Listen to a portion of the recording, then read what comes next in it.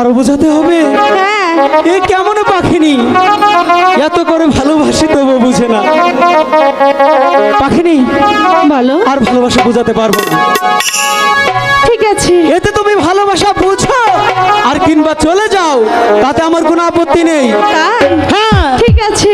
শোনো, এখন একটি কথা আছে। কথাটা কি জানো? তোমার এত কষ্ট কেন হচ্ছিল তুমি কি জানতে চাও? এখনো তো বলনি।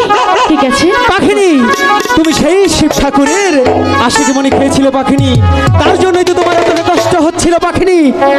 এখন সেই গুরুর দেশে গিয়ে আমাদের ক্ষমা চাইতে হবে, বুঝতে পেরেছো? ঠিক আছে।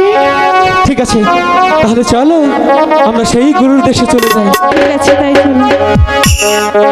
আমার পাখি কি? ও